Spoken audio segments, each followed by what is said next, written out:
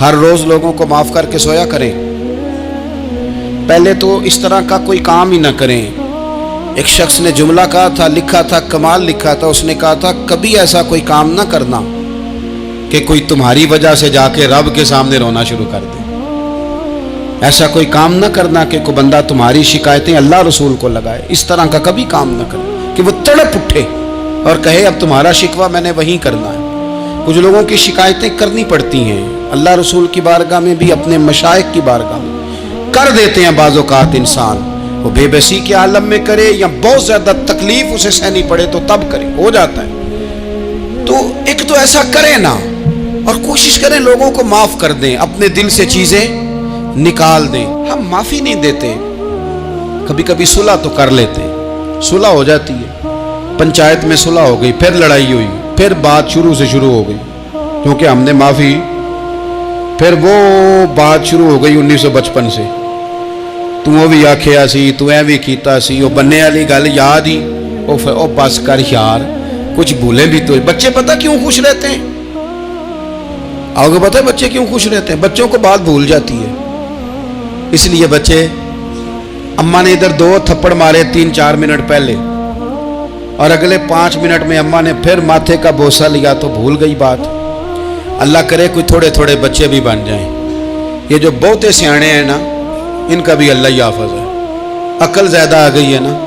इसलिए इकबाल जैसे लोगों ने कहा था, आखिरत की गुत्थियाँ सुलझा चुका हूँ, या रब मुझे साहिबे जुनू कर दे, साहिबे जुनू कर दे, साहिबे अल्लाह कोई थोड़ा सा मुझे मजनून भी बना। ये ज़्यादा अकल तो किसी काम की रही नहीं, पागल कर दी, पागल कर दी। बहुत सारे लोग ऐसे ज़्यादा समझदार होते हैं, लिहाजा माफ़ी देने को तैयार है, माफ़ी दें। जब कोई माफ़ी का मुतालबा करे तो उसे माफ़ी, सबसे मुश्किल काम होता है लंबी लिस्ट वाले दुश्मन को माफ़ करना। लिस्ट जिसकी लंबी हो ना गलतियों की, एक आध गलती तो माफ़ी हो जाती है। कुछ लोगों की लिस्ट भी बड़े कुछ आदि मुजरम भी होते हैं, लिस्ट लंबी होती है, उनको माफ़ी देना भी थोड़ा सा मुश्किल होता है। लेकिन कमाल भी ये है कि जिसकी लिस्ट लंबी हो उसे यक जुम्बश कलम बंदा माफ़ कर दे। को छुट्टी हो गई, जा तुझे माफ़ किया। और ये हमें क्यों करना चाहिए कि मेरा रब भी ऐसे करता है, मेरा रब भी ऐसे, वो गिनवाता तो नहीं ना, ये भी किया, ये भी किया, ये भी किया। हुजूर फरमाते हैं, ज़रा सुनना हदीस, हुजूर फरमाते हैं कुछ लोगों पे अल्लाह करम की चादर डाल के ना क़यामत वाले दिन, यहाँ भी उसने पर्दा रखा था तो वहाँ भी करम की चादर उन पे डलेगी। तो अल्लाह फरमाएगा ये गुनाह किए, तो छोटे छोटे गुनाह उसके गिनवाए जाएंगे। ये अब वो डरेगा, चूँकि पता तो सारा है ना सरदार नु कीतियां दा, अब वो डरेगा, छोटे छोटे गुनाह उसके गिनो तो उसका ख्याल है बड़े बड़े भी ना सामने आ जाए। छोटी छोटी गलतियां उसकी गिनवाई जा रही हैं तो डर रहा है, कांप रहा है। कुर्बान जाए नबी पाक के लफ्ज़ों पे। कुछ गल्लां अजइयां ने कुरान पाक च, अजइयां ने, ये ना मेरी दादी कहा करती थी, मेरी अम्मा कहा करती थी, कुछ काम अजय ने, कुछ गल्लां अजइयां ने कि उत्थे दिल करदा है सफ़ा बंद हो जाना है तो माफ़ी हो जानी, यानी ख़त्म है ये बात, इससे आगे किसी ने सवाल पूछना ही नहीं। छोटे छोटे गुनाहों का अल्लाह तज़किरा फरमाए, ये किया, ये किया, ये किया, या अल्लाह हो गया। अब बंदा डर रहा है कि बड़े बड़े भी सामने आ जाएंगे, लेकिन छोटे गुनाहों पे ही फुल स्टॉप लगा के ना, तो रब फरमाएगा ये जो तेरे गुनाह है ना, इसके बदले तुझे नेकियां दी जा रही हैं। तूने सच्ची तौबा की थी तो इन गुनाहों को बदल के नेकियां बनाया जा रही हैं। पहले डर रहा था, हुजूर फरमाते हैं, अब फटाफट बोल पड़ा, कहने लगा या अल्लाह मैंने तो बड़े बड़े भी किए हैं।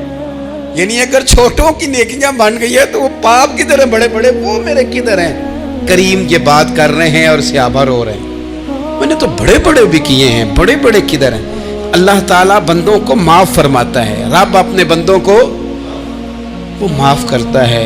अगर अल्लाह माफ़ न करे तो जितने जुर्म हमारे रब को हमारा पता है। बताओ, सवेरे रोटी मिले, सांस मिले, शऊर कायम रहे, जब मालिक इतना माफ़ करता है तो हम उसके बंदों को क्यों नहीं माफ़ करते? कर दे माफ़। और कुछ लोग ऐसे होते हैं जिनसे उम्मीद नहीं होती, अपने होते हैं कि ये वाला जुमला, और बंदा कहता है यार तुझे तो नहीं ना कहना चाहिए था, कोई और कहता मुझे। कहते हैं, ये ना समझें कि लोग कहते नहीं, कहने वाले یہ بات ہی آپ چھوڑ دیں کہ کوئی آپ کو کچھ کہے گا نہیں، یہ چھوڑ دیں۔ مخلوق تو اس طرح کی بات ڈھونڈ کے لاتی ہے کہ انسان پریشان ہو جاتا ہے کہ یار میں یہ کر سکتا تھا، میں نے کیا نہیں، اور جو میں نے کیا نہیں وہ تو نے میرے کھاتے ڈال دیا ہے۔ دو لوگ بیٹھے تھے نا حرم مکہ میں، ایک صاحب کہہ رہے تھے کہ میرے اوپر وہ بدر میں جو قتل ہو گئے کفار، ان کا ذکر چل رہا تھا، تو دونوں گفتگو کر رہے تھے بدر میں ہمارے اتنے لوگ مسلمانوں نے مار دیے۔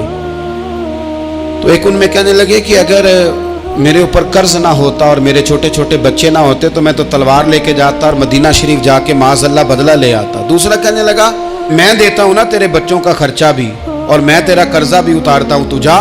اس نے کہا پکی بات ہے؟ کہا ہاں، قرضہ بھی میں اتار دوں گا، تیرے بچوں کا خرچ بھی اٹھاؤں گا، تو جا۔ اس نے خنجر تیار کیا، تلوار تیار کی، گھوڑے پہ بیٹھا، گلے میں وہ تلوار اس نے اپنے ڈالی اور مدینہ شریف آ گیا۔ اتفاق کی بات یہ کہ ملاقات حضرت عمر سے ہوئی۔ جناب عمر کہنے لگے مجھے تیری نیت ٹھیک نہیں لگتی۔ پکڑا کدھر آئے ہو؟ کہنے لگا میں تو بدر کے قیدیوں کے بارے میں بات کرنے آئے۔ فرمایا تلوار لے کے؟ تلوار لے کے چل تجھے حضور کے پاس لے کے جاتا ہوں۔ نبی کریم کی بارگاہ میں لے گئے تو حضور فرمانے لگے کیسے آئے ہو؟ کیسے آنا ہوا؟ کہنے لگے جی میں تو بدر کے جو قیدی آپ کے پاس ہیں ان کی بات کرنے آیا تھا۔ تو حضور فرمانے لگے چل پھر باقی کی میں سناؤں۔ خیال آیا مسلمان نیک و بد پہچان جاتے ہیں، محمد آدمی کے دل کی باتیں جان جاتے ہیں صلی اللہ تعالی علیہ وسلم۔ فرمایا میں سناؤں؟ حضور کیا؟ فرمایا تم اور فلاں بن فلاں وہاں بیٹھے ہوئے تھے نا حرم مکہ میں فلاں پہاڑ کے ساتھ ٹیک لگا کے، اور تم نے یہ کہا تھا نا کہ قرضہ نہ ہوتا، بچے چھوٹے نہ ہوتے تو بدر کے مقتولین کا میں بدلہ لیتا۔ یہ سارا کچھ طے کر کے پھر آئے ہو تلوار لے کے، اور یہاں کہتے ہو میں قیدیوں کے بارے میں بات کرنے آیا تھا۔ اس کے تو پسینے چھوٹ گئے، وہ تو بے حال ہو گیا۔ اس نے کہا اس کا تو سوائے اس کے اور میرے کسی کو نہیں پتا، اور اگر آپ کو پتا چل گیا ہے تو پھر آپ اللہ کے سچے رسول ہیں۔ تو حضور اگر آپ کو پتا چل گیا ہے کہ میں قتل کرنے کے ارادے سے آیا ہوں، میں معاذ اللہ بدلہ لینے آیا ہوں، اللہ کرے آپ کو سمجھ آئے میری بات کی۔ یعنی ایک تو یہ ہے کہ بندہ وہ پکڑا گیا ہے، اور ایک یہ کہ کسی کو پتا چل گیا ہے کہ یہ اس کام آیا ہے۔ پھر لوگ جب معافی دیتے ہیں تو بڑی کہانیاں سنا کے دیتے ہیں، ایسے نہیں دیتے۔ حضور اب آپ کو پتا چل گیا ہے تو کیا کریں گے؟ تو حضور فرمانے لگے تو بتانا تیرے ساتھ کیا کریں۔ اس نے کہا کہ میں نے سنا ہے آپ معاف بڑا کر دیتے ہیں۔ یعنی یہ گھر سے کوئی پیار کرنے نہیں آیا، پھولوں کا گلدستہ لے کے نہیں آیا، تلوار لے کے آیا، لیکن یہ میرے محبوب کا حوصلہ ہے، اور آیا بھی عین مسلمانوں کے بیچ ہے، جو چاہیں اس کے ساتھ کر سکتے ہیں۔ اس نے کہا معاف کر دیں، تو حضور نے فرمایا جا میں نے معاف کیا۔ حضور نے معاف کیا۔ وہ کہتا حضور معاف کر رہے تھے اور رب میرے دل میں ایمان کو تازگی عطا فرما رہا تھا۔ حضور نے معاف کیا اور میں نے کلمہ پڑھنا شروع کر دیا۔ ایسے لوگ سامنے کھڑے ہو گئے فتح مکہ کے دن کہ جن کے چہروں سے ان کی زیادتیاں عیاں ہو رہی تھیں، ان کے ظلم چھلک رہے تھے چہروں سے۔ حضور کے سامنے کھڑے ہیں، کانٹے بچھانے والے بھی، روڑے مارنے والے بھی، گلے میں رسیاں ڈال سارے کھڑے ہیں۔ حضور نے فرمایا بتاؤ تمہارے ساتھ کیا سلوک کروں؟ انہوں نے کہا آپ کریم ہیں۔ تو حضور نے پتہ کیا کہا؟ قرآن پاک میں ایک سورہ یوسف ہے، کچھ لوگوں کو لفظ یہ قصہ بھی بڑا برا لگتا ہے، تو اللہ فرماتے ہیں نحن نقص علیک احسن القصص، محبوب ہم آپ کو ایک سونا قصہ سنانے لگے۔ اس کو اللہ نے قصہ کہا، سونا قصہ، سورہ یوسف کو۔ تو سورہ یوسف کیا ہے بھلا؟ ذرا انداز دیکھیے سورہ یوسف کا۔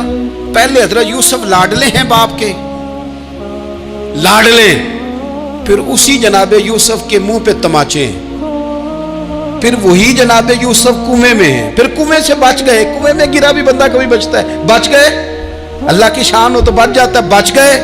فرماتے ہیں میں نے سمجھا بچ گیا ہوں، جب بچ گیا تو بڑی تکلیف ہوئی۔ بھائیوں نے کہا ہمارا غلام ہے، ہم نے بیچنا ہے۔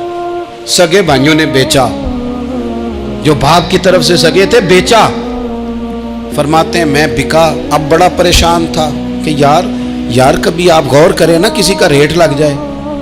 فرماتے ہیں اب بڑا پریشان تھا، اور جب میں مصر میں گیا تو میں کونے میں کھڑا ہوں اور لوگ مجھے خرید رہے ہیں. محبت میں یہ قصہ سنانا تو آسان ہے کہ بی بی اٹی لے کے آ گئی تھی، پر جو بیکرا ہے اس کا بھی تو حال دیکھو نا کیا ہے، اس کا ریٹ لگ رہا ہے. یہ بھی تو بڑی. اور جناب یوسف کہتے ہیں پھر عزیز مصر نے خرید لیا تو بادشاہ کے گھر گیا تو کچھ سکھ کا سانس آیا. یہ حضرت یوسف ہیں، یہ لاڈلے ہیں. فرماتے ہیں سکھ کا سانس لیا ہی تھا کہ جناب زلیخا نے الزام لگایا، اور وہ غلطی معاذ اللہ جس کا تصور بھی نہیں، اس کی پاداش میں سالوں جیل کاٹا. لیکن خدا کی حکمت ہے نا، اللہ کا کرم ہے نا، جس ملک کے وہ قیدی تھے رب نے اسی ملک کا حکمران بھی بنا دیا. یہ اللہ کی حکمت ہے نا، تقاضے ہیں نا. صبح کے تخت نشین شام کے مجرم ٹھہرے، ہم نے پل بھر میں نصیبوں کو بدلتے دیکھا. وہ جو چاہے جب چاہے کر دے. تو جب وہی بھائی مجبور ہو کر سوالی بن کر سامنے آئے ہیں، پتہ کیا ہوتا ہے، بندہ معاف کر دیتا ہے. بہت سارے لوگ معاف کرتے ہیں پر کہانیاں سنا کے، پتہ جے نا ادو کی آکھیا سا جے، پتہ جے نا ادو کی کیتا سا جے، پھر پتہ جے نا تسی اے بھی آندے سو. یہ ساری کہانیاں سنا کے. لیکن حضرت یوسف کے سامنے کھڑے ہو گئے. جناب یوسف نے بات چھیڑی کوئی نہیں، فرمایا تم سے بات ہی کوئی کرنی، جاؤ تمہیں سارا کچھ معاف کیا. اب جب یہ لوگ مکے والے حضور کے سامنے کھڑے، اس طرح معافی دینی چاہیے. یہ جب سامنے کھڑے ہوئے تو حضور نے فرمایا پتہ ہے تمہارے ساتھ کیا سلوک کرنے والا ہوں؟ کہا حضور نہیں. فرمایا وہی جو جناب یوسف نے بھائیوں کے ساتھ کیا تھا. پچھلا صفحہ پلٹنا ہی کوئی نہیں، جاؤ تمہیں معاف کیا، جاؤ تمہیں معاف کیا، جاؤ تمہیں معاف کیا. اور صرف معاف نہیں کیا، ساتھ عزت بھی دی. سب سے زیادہ مقابلے تو حضرت ابو سفیان نے کیے تھے نا، آخر تک وہ آئے تھے. آج وہ کلمہ پڑھ رہے ہیں، سردار ہیں، کلمہ پڑھ رہے ہیں. تو نبی پاک نے صرف معافی نہیں دی، عزت بھی دی. فرمایا جناب ابو سفیان چونکہ اب مسلمان ہو گئے ہیں، میں سب کو معاف کرتا ہوں. جو اپنا اندر سے دروازہ بند کر لے اسے بھی معاف کرتا ہوں، اور جو ابو سفیان کی حویلی میں آ جائے اسے بھی معاف کر دوں گا. تو ابو سفیان وہ کہتے میں حیران ہی ہو گیا کہ اتنی بڑی بات، معافی بھی دی اور ساتھ عزت بھی دی. تو آج جو سبق آپ کی خدمت میں نے عرض کیا ہے، اس کو آپ امید ہے یاد رکھیں گے. ایک تو یہ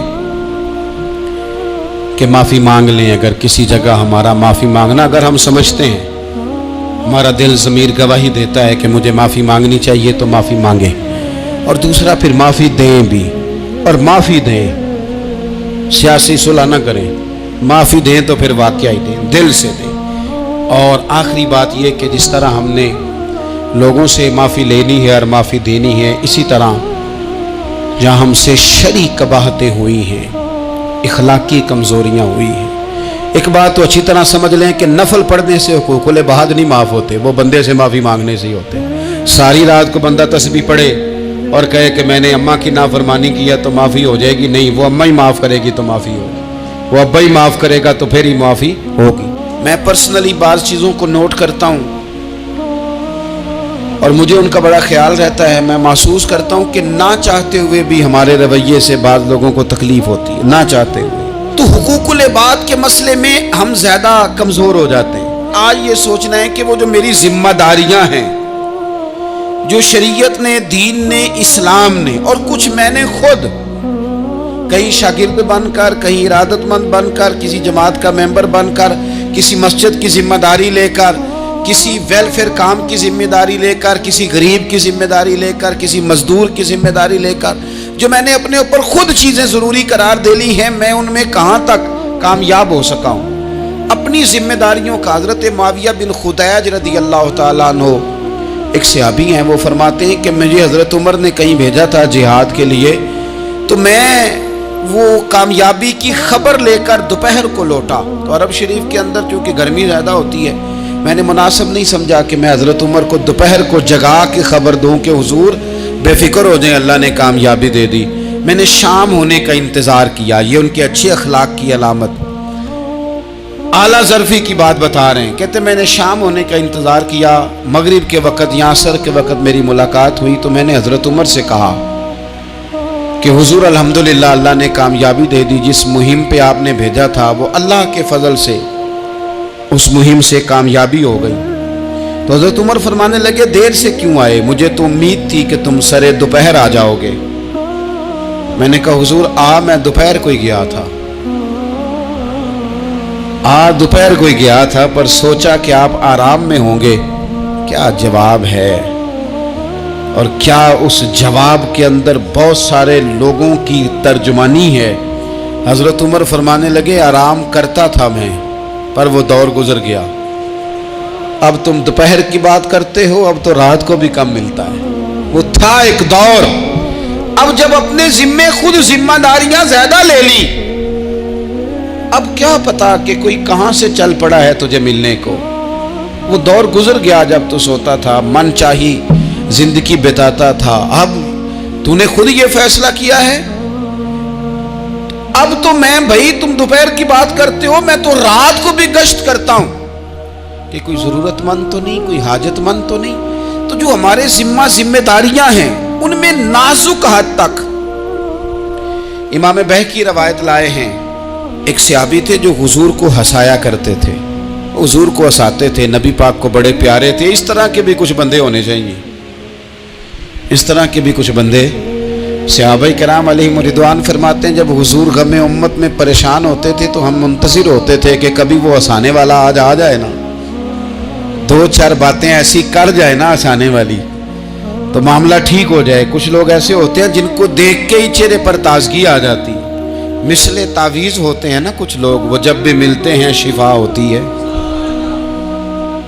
तो ये हुजूर के पास बैठे हुए थे और हंसाने वाली गुफ्तगू कर रहे थे। तो नबी पाक भी इनसे बातें करने लगे। तो बात करते करते ना हुजूर ने उंगली इनकी तरफ बढ़ाई तो इनके वजूद को उंगली लग गई। एक तो वो रवायत है ना कि सफ़े सीधी कराते वक्त हुजूर तीर के साथ सफ़े सीधी करा रहे थे, तो एक सहाबी के पेट पे लग गया, उंगली लग गई। अजीब दीवाने हैं, कहने लगे आपने मुझे तकलीफ दी है, माज़अल्लाह उंगली चिबो दी, मैंने तो बदला लेना है। हमारे यहां मसला ये बन गया है कि कोई बड़ा आदमी भी अपने आप को कानून के हवाले नहीं करता। मुल्क से लेकर उम्मत मुस्लिमा के कुल मसाइल तक हमारे मुल्क के अंदर हर बंदा, उसका मिजाज होता है कि वो अपने आप को कानून से बालातर समझता है। लाइन में लगना लोग पसंद नहीं करते। ये एक बहुत बड़ा मसला है। हुजूर सल्लल्लाहु अलैहि वसल्लम की उंगली लग गई तो कहने लगे आपने तो मुझे तकलीफ दी है, मैं तो बदला लूंगा। तो हुजूर ने फरमाया ले ले बदला। अपने आप को कानून के हवाले बड़ा आदमी जब करता है तो कानून की इज्जत बढ़ती है, कानून का वकार बढ़ता है, सोसाइटी के अंदर फिर ताकतवर कानून हो जाता है। लेकिन जब गरीब आदमी के लिए कानून और हो और अमीर के लिए कानून और हो, तो असल मामला तो कानून की बालादस्ती का है, आईन की पासदारी का है, उसूलों पे खड़े होने का है। तो नबी पाक सल्लल्लाहु ताला अलैहि वसल्लम से कहा कि मैं, हुजूर ने फरमाया ले लो बदला। ये हुकूकुल इबाद की नज़ाकत अर्ज कर रहा हूँ, ले लो बदला। उन्होंने कहा जी पेट से कपड़ा हटाइए, तो हुजूर ने पेट से कपड़ा हटा दिया। तो बड़े दीवाने आदमी थे, उन्होंने उम्मत को बताना था कि कुछ इस तरह के रंग भी होते हैं मोहब्बत करने के लिए, उल्टी ही चाल चलते हैं दीवानगाने इश्क, आंखों को बंद करते हैं दीदार के लिए। इस तरह भी कभी कभी होता है। कपड़ा हुजूर ने हटाया तो उन्होंने नबी पाक के जिस्म नूर को चूमना शुरू कर दिया। कहने लगे दिन बड़े हो गए थे, मौका नहीं को बन रहा था, तो चलो ये एक मौका मिला है, हुजूर आपको किसी के साथ ज्यादती कर सकते हैं। तो मैं तो मौका तलाश कर रहा था, और मेरे भाई नमाज का भी मौका तलाश करते थे सहाबा, जिहाद का भी मौका ढूंढते थे, पर महबूब से मोहब्बत का भी मौका ढूंढते थे। कभी कभी ना मोहब्बत का भी तो मौका, निरे खुश्क नहीं ना हो जाना चाहिए। ना इल्मा विच फसा सानू, तू यार दी गल सुना सानू, उथे इल्म दा सिक्का नहीं चलदा जिथे इश्क हुरां दा डेरा है। तो कभी इधर भी हैं। حقوق العباد کے معاملے میں نزاکت. اور پھر جو آیت میں نے قرآن پاک کی پڑھی، ایک تو یہ ہے کہ آپ لوگوں سے معافی لے، معافی مانگے. ہمارے ہاں نا معافی کا مزاج، قبول کریں جب کوئی بندہ معافی طلب کرے تو معافی. ہمارے ہاں معافی مانگنے کا رواج میں آپ یقین کریں سرے سے ہے ہی نہیں، بلکہ الٹا لوگ چڑھائی کر جاتے ہیں، کہتے ہیں اوہو تم نے معافی مانگ لی ہے تو معاملہ ہی ختم ہو گیا. اور جو آدمی، میں بڑے زمانے سے کہہ رہا ہوں کہ میرے ملک میں ایک رواج بنتا جا رہا ہے، جس کی زبان جتنی زیادہ سخت ہوتی ہے اس کا عروج اتنا زیادہ ہوتا ہے. جو تھوڑا سا شرافت کا مظاہرہ کرے لوگ اسے بزدل سمجھ لیتے ہیں. عزیز بھائیوں، اپنی زندگی میں معافی مانگنے کا مزاج بنائیں. آپ طلب کریں کہ یار مجھ سے غلطی ہو گئی، میں انسان ہوں. آپ یقین کریں ڈھیر سارے لوگ ہیں جن کے ذمہ ڈھیروں معافیاں ہیں، لیکن ان کا مزاج نہیں، ان کی طبیعت نہیں، ان کا تکبر آڑے آ گیا ہے. اور میرے نبی پاک صلی اللہ تعالی علیہ وآلہ وسلم نے فرمایا تھا یہی بدلہ دے دو کسی کا دینا ہے تو، یہی معافی لے لو، یہی. ورنہ فرمایا یاد رکھنا قیامت کے دن تو اس طرح ہوگا کہ اگر سینگ والی بکری نے بغیر سینگ والی بکری کو مارا ہوگا اسے بھی قیامت میں بدلہ دینا پڑے گا. یہی معافی تلافی لے لو، یہی. تو ہمارے ہاں مزاج نہیں. مزاج بنائیں نا آپ، معافی کا مزاج بنائیں. رسمی ویسے معافیاں مانگتے ہیں، آج پہ جا رہا ہوں بھائی اگر کوئی ہو گئی تو معاف کر دینا، یہ تو رسم ہے، تو بڑی دنیا ادا کرتی. آپ کو پتہ ہے کہاں آپ کو معافی لینی ہے. تو جہاں جہاں اس طرح کے معاملات ہیں وہاں آپ کلیئر کریں. صحیح بخاری میں حدیث ہے حضرت ابو ذر غفاری سے، جب کسی نے کہا کہ آپ نے اسی طرح کے کپڑے خود پہنے ہیں جس طرح کہ آپ کے غلام نے پہنے، یہ کیا معاملہ ہے؟ تو فرمانے لگے، اعلانیہ خود بتانے لگے، فرمانے لگے مجھ سے ایک دفعہ غلطی ہو گئی تھی، میں نے ایک غلام کو جھڑک دیا تھا تو نبی پاک نے مجھے تنبیہ فرمائی، تو میں نے اس غلام سے معافی بھی مانگی، اور اس دن سے لے کر آج تک میں جس طرح کا خود لباس پہنتا ہوں اسی طرح کا اپنے غلام کو پہناتا ہوں. تو وہ خود بیان کر رہے ہیں، وہ لوگ اظہار کر رہے ہیں کہ ہم نے یہاں نبی پاک علیہ الصلوۃ والسلام کے تنبیہ کرنے پر ہم نے اپنے غلام سے، خادم سے یا کسی غلام سے معافی مانگی. تو معافی مانگنے سے بندے کا قد کبھی چھوٹا ہوتا ہے؟ میرے نبی پاک علیہ السلام نے فرمایا جو معافی مانگ لے اللہ تو اس کی عزت میں اضافہ کر دیا کرتا ہے.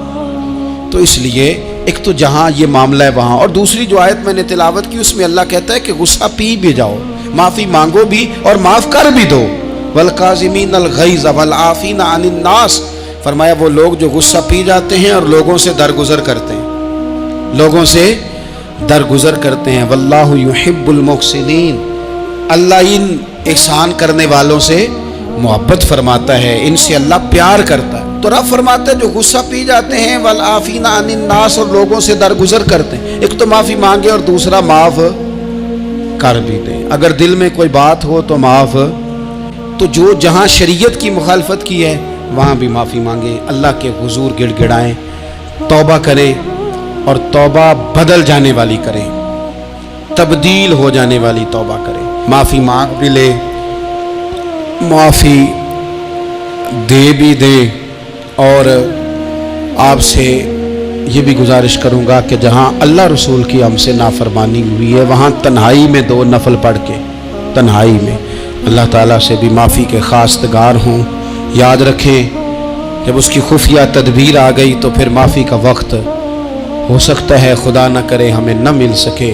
تو اب وقت ہے، خوب استغفار کریں، خوب معافی مانگیں.